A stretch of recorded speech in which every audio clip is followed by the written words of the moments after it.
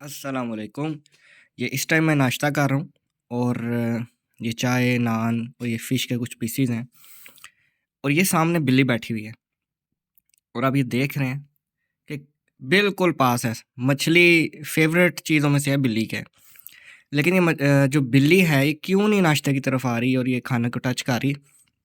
کیونکہ یہ ٹرینڈ ہے، اس کو سکھایا گیا ہے، اس کی پراپر ٹریننگ ہے کہ آپ نے برتنوں میں منہ نہیں مارنا اور تنگ نہیں کرنا۔ یہ بالکل اپنے پراپر ڈسٹینس سے بیٹھی ہوئی ہے اور یہ میں اس کے سامنے ہی ناشتہ کر رہا ہوں، مجال ہے کہ یہ آ کے ٹچ بھی کرے۔ اب یہاں پہ یہ میں بات کیوں کر رہا ہوں؟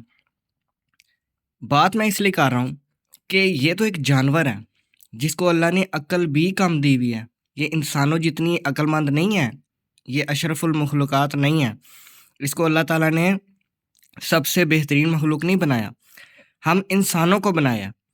ہم انسانوں کو اللہ تعالیٰ نے اشرف المخلوقات بنایا، عقل دی، دانائی دی، سب کچھ دیا۔ اس کے باوجود اگر ہم اپنے معاشرے کو ٹرین نہ کریں، بچوں کو ٹرین نہ کریں، مائیں اپنے بچوں کو ٹرین نہ کریں، آدمی حضرات خود اپنی ٹریننگ نہ کریں، خواتین اپنی ٹریننگ نہ کریں، معاشرے میں ڈسپلن نہ ہو، تو یہ قصور کس کا ہے؟ یہ معاشرے کا نہیں، یہ ہمارا اپنا ہے۔ اگر یہ جانور ہو کہ اس کو اتنی ٹریننگ ہے کہ اس کو پتہ ہے کہ میں ٹرینڈ ہوں، کہ ڈسپلن کا تقاضا یہ کہ میں نے کھانے کو ٹچ نہیں کرنا، یہ سیکھ سکتی ہے، تو ہمارے اندر ایسی کیا بات ہے کہ ہم کیوں نہیں سیکھ سکتے؟ اللہ تعالیٰ نے ہمیں ہر وہ چیز دی ہے جس سے ہم ٹرین ہو سکتے ہیں، ہم ڈسپلن کر سکتے ہیں۔ ہمارے معاشرے میں کیوں بگاڑ ہے؟ ہمارے معاشرے میں اتنی افراتفری کیوں ہے؟ ہمارے معاشرے میں اتنا بگاڑ کیوں ہے؟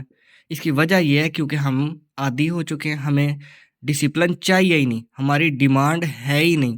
ڈیمانڈ اینڈ سپلائی کا کانسیپٹ ہے بھائی، جس چیز کی ڈیمانڈ ہوگی وہ چیز سپلائی ہو جائے گی، جس چیز کی ڈیمانڈ ہی نہیں ہوگی وہ سپلائی نہیں ہوگی۔ تو ہمارے معاشرے میں ڈسپلن کی ڈیمانڈ ہی نہیں ہے، اس لیے بگاڑ ہے، اس لیے اتنی افراتفری، اتنی انڈسپلنڈ لائف ہے، کیونکہ ہماری ڈیمانڈ ہی نہیں ہے۔